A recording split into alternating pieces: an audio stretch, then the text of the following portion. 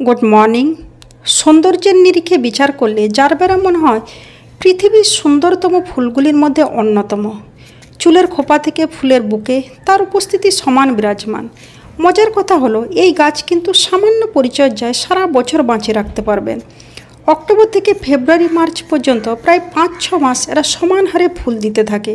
পূর্ণ গ্রীষ্ম আর বর্ষায় শুধু এদের বাঁচিয়ে রাখার দিকে মন দিতে হয়। আমার চ্যানেল সবুজে ঘেরা বনলতা। আজ আমি আলোচনা করব জারবেরার সম্পূর্ণ পরিচর্যা ও সারা বছর বাঁচিয়ে রাখার কৌশল নিয়ে। আমি সুরাইয়া, আমার এই ভিডিও আর বাগান তৈরির মূল সহযোগী। আমার সঙ্গে আছে আমার হাজব্যান্ড ইসমাইল। আমাদের পেশা শিক্ষকতা, তবে আমাদের নেশা পৃথিবীকে সবুজায়নের লক্ষ্যে মানুষের মধ্যে বাগান তৈরির উন্মাদনা সঞ্চার করা।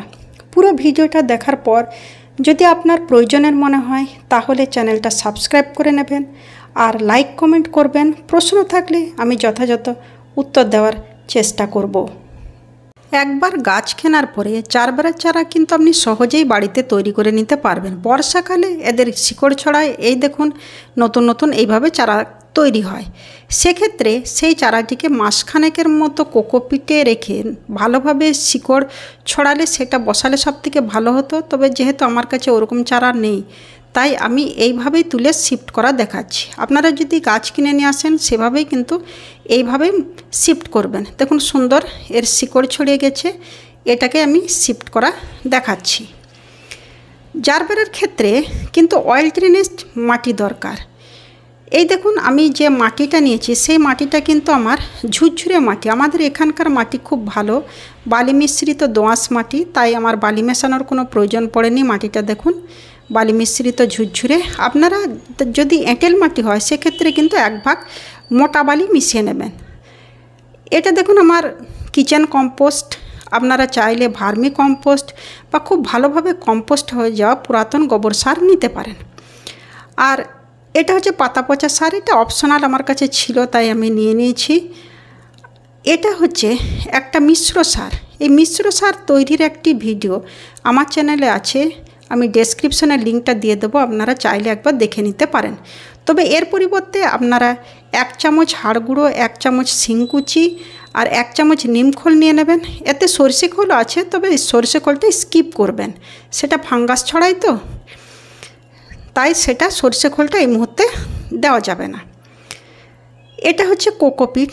কোকোপিট মাটিটাকে নিউট্রাল যেমন বানায়, তার মাটিটাকে ঝুরঝুরে বানিয়ে সেটা ড্রেনেজ সিস্টেমটাকে রেডি রাখে এবং কিছুটা জল শুষে নিয়ে বাড়তি জল কিন্তু এ বার করে দেয়। সেক্ষেত্রে কোকোপিটটা খুব ভালো একটি অপশন। আমি কিছুটা নিয়ে নিয়েছি, এটা অপশনাল। এটা হচ্ছে বেবিস্টিন অ্যান্টিফাঙ্গাস আর এটা হচ্ছে এপসন সল্ট বা ম্যাগনেসিয়াম সালফেট। এবার পুরো মিশ্রণটিকে ভালোভাবে মিশিয়ে নিন। দেখুন মাটির তৈরির প্রাথমিক পর্যায়ে সমস্ত উপাদান যদি আপনার মাটির মধ্যে থাকে সেক্ষেত্রে গাছটা ভালোভাবে গ্রো করে। এই যে মাটিটাকে আমি মেশানোর পরে দেখুন কেমন ঝুরঝুরে হয়েছে, মুঠো করলে মাটিটা ছেড়ে যাচ্ছে। এইভাবে মাটিটা তৈরি করে নিতে হবে। পটটা দেখুন, পটটা কিন্তু আমি রোদে শুকিয়ে নিয়েছি, পুরাতন পট। ড্রেনেজ সিস্টেমটাকে তৈরি করার জন্য খোলাংকুচিটাকে আমি উল্টো করে বসিয়ে দিলাম। এবার কিছু পাথর কুচি দিয়ে দিচ্ছি, বালিও কিছু ছড়িয়ে দিলাম যাতে জল আটকে না যায়। এবার গাছটাকে বসানো দেখাচ্ছি। দেখুন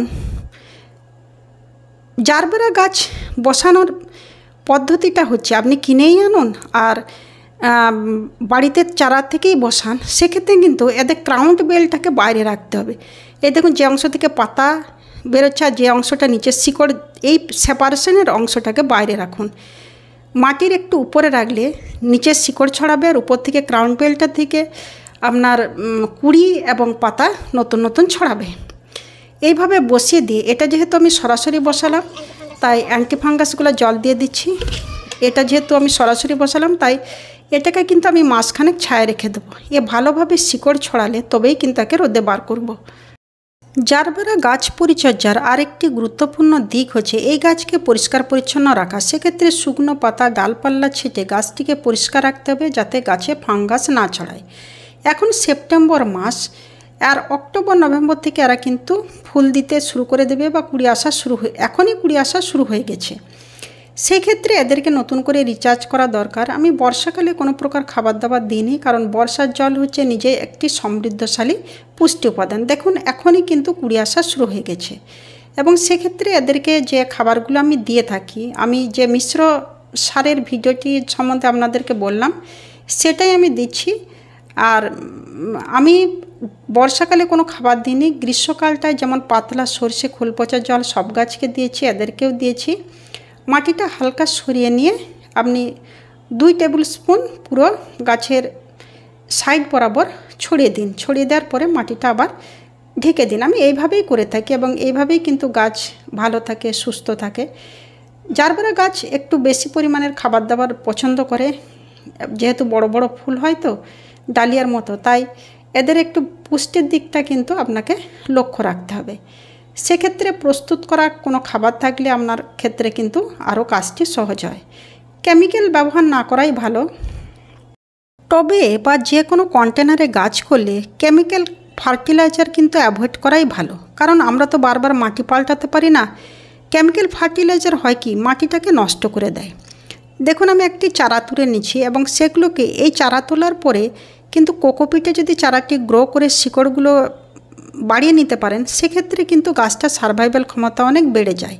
আমি কিন্তু গত বছর করেছিলাম। দেখুন এই যে এইভাবে কোকোপিটের উপর বসিয়ে সুন্দর করে শিকড়টা ছড়িয়ে তারপরে মাটিতে বসিয়েছিলাম। আমি এইভাবে দেখাচ্ছি, কোকোপিটে একটু অ্যান্টিফাঙ্গাস নিয়ে নিয়েছি, তারপর দেখাচ্ছি।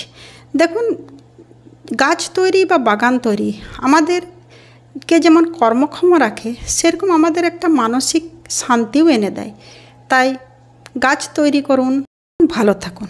জারবেরা গাছ গ্রীষ্মকালটায় একটু শেডের প্রয়োজন পড়ে, সেক্ষেত্রে আমি করি কি, আমার গাছগুলোকে গ্রিন নেটের নিচে রাখি।